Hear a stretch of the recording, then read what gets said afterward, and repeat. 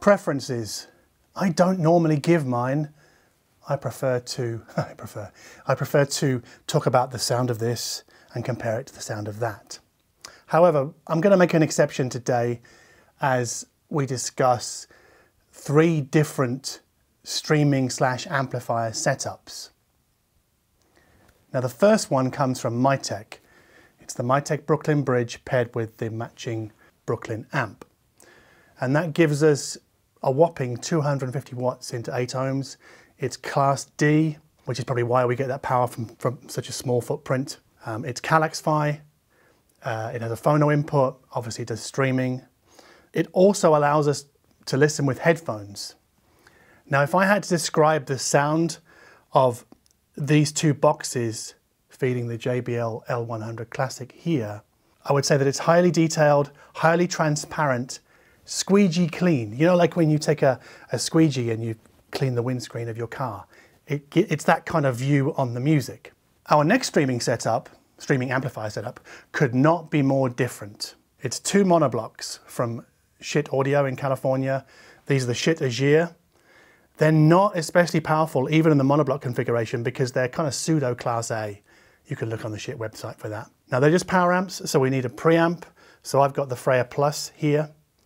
Now, that's just pre-power, so we need to add our own streaming front ends. So I would add the Schiit Modi 3 and the ALLO DigiOne player, so the Raspberry Pi streamer, to that configuration. So that's quite a number of boxes with quite a number of power cables. And it's not Klispch, well the Aegir are, but the Freya's not. There's no phono stage, and we can't do headphone listening with it. And the Schiit Stack's sound could not be more different to the Mytek. It's fleshier, more corporeal, and it has a sweetness that the Mytek doesn't have.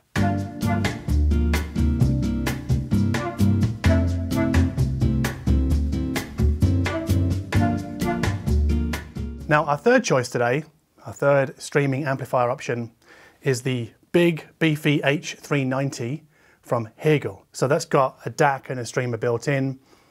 Does AirPlay, UPnP, Spotify Connect. Room readiness is still coming, I believe. Not there yet, there's no phono. It's definitely not Klispch.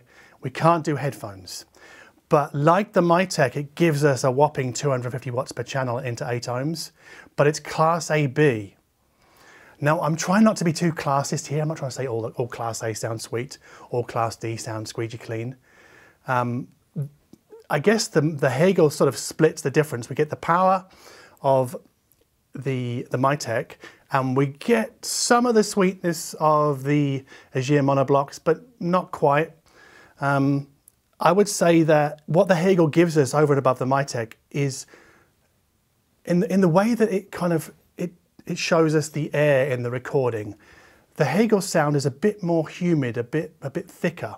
So that brings us to the question, right? Which one of these 3 setups do I prefer with these JBL loudspeakers? Well, for me, the Aegir don't quite cut it in terms of low-end control. The Mytek's highly detailed squeegee clean approach is probably a little bit too much for these speakers, whereas the Hegel is the sort of the Goldilocks choice. It's right in the middle. It gives us that nice sort of humid air up top, plenty of power, plenty of control, plenty of punch. So for me, the Hegel is the best streaming amp of these 3 for the JBL.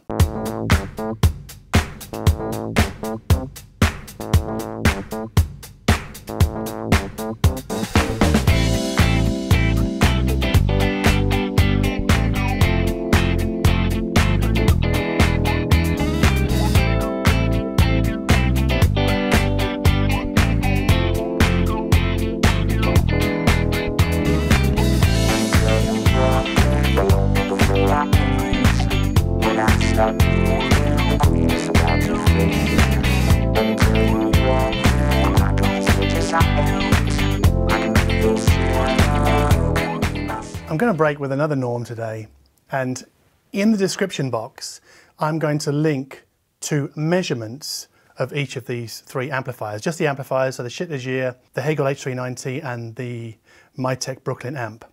There'll be links to 2 from Stereophile, 1 from Hi-Fi News, and the good thing about this is it doesn't matter who measures gear, their measurements will be the same, right? Right? I mean, isn't that how measurements work? If you measure something, it doesn't matter who did the measurement, the result will be the same. Anyway, so I don't need to measure gear. I can just give you measurements in the description box below. Please look in the description box for other information as well. I'm making it my life's mission at the moment to get people to look at the description box. Anyway, you can see I've switched the speakers out here. This is the Klispch Forte III. These are rated at over 90 dB efficient, I believe, but John Atkinson's measurements found that Klispch were overrating these. Even so, these are a very, very easy speaker to drive. And my favorite amp with these speakers, with these Klispch, is not the Hegel. It just sounds a bit too rigid, a bit too uptight. And the same with the Mytek, which actually sounds even more rigid and uptight. My favorite by a mile is the Schiit stack. It has enough power, it's nice and sweet, it tames the presence region, or just takes the eagerness out of it that I hear when I use the Mytek, and less so the Hegel. So definitely, I prefer the Schiit Aegir with these Klispch Forte III.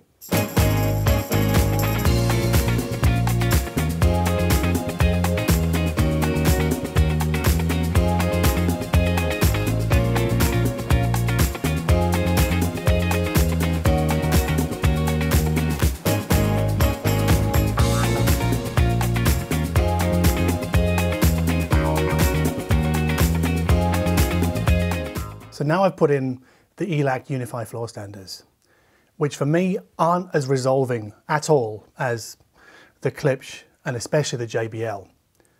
But that's what we'd expect from a speaker that sells for a quarter of the price almost. Equally, the low end from these speakers, for whatever reason, I don't know, I find very difficult to control in my 6 meter by 5 meter room. So sometimes with these, especially with bass heavy techno, I have to put socks in one of the rear ports in each speaker, just to tame the low end a little bit.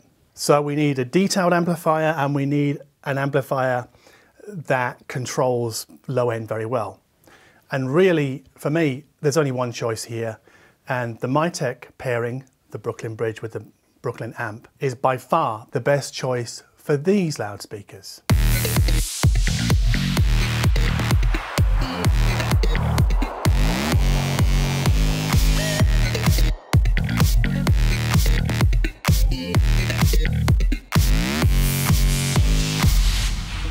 So for those of you wondering, the only time I engaged the tube circuit on the Freya Plus preamplifier was with the Klispch. That's the only time to me where I thought the speakers benefited from tubes being inserted into the chain. Definitely not with these ELAC. And with the JBLs, I could probably go either way, but I prefer it without the tubes. I prefer running the Freya in solid state mode. But that whole argument with the JBLs and with the ELAC is moot anyway, because the Schiit Aegir are not for every speaker on the planet. Their low power output means you have to be very careful in choosing the right speaker for those amps in many ways, which is kind of an unusual thought, isn't it, choosing the speaker for the amp. But when I requested a review pair of the Aegir from Schiit, their first question was, what speakers are you going to be using them with? And I said, well, with the Klispch. Anyway, I hope you understand now that when people ask me what's the best amp, it's very hard to give a generalized answer because it depends upon the speakers that you're driving. And in this video, I've shown, I hope I've shown, how the speaker really determines which is the best amp for you.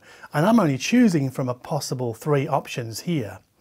I mean, if you ask me what's the best all-rounder of these 3, I would say the Hegel. But the Hegel's a big beast, and that's not going to suit everybody's lifestyle. And it doesn't do headphones, doesn't have a phono stage. So if those sort of extra functional features are important to you, then obviously you're going to go with the Mytek, especially if you want to tuck gear way out of sight. So what's best? Depends. Depends. Depends on the speaker. Depends upon your lifestyle choices. Depends upon your music tastes. Now, I know that that means that many of you are going to go, oh, what about this speaker? What about this amp? This video is specific to 3 pairs of speakers with 3 amplifier streaming possibilities. That's it. That's all I've got to say about this scenario. I couldn't possibly extrapolate my thinking to gear that I have not heard.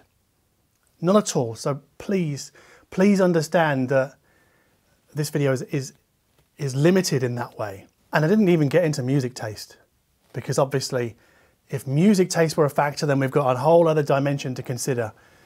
I mainly listen to like rock, indie rock, electronic music, some folk, some world, but not very often. So that's where I'm really headed with this gear. So please understand that as well. So there are basically, what I'm saying is there are huge limitations to what I'm talking about here. I can only speak to the gear that I've heard. Anyway, I hope you found this video useful. If you did, please give it a thumbs up. If you're self-isolating right now, and I hope you are, please subscribe to this channel so you get notifications as to when new videos are published. And yeah, as always, thank you very much for watching.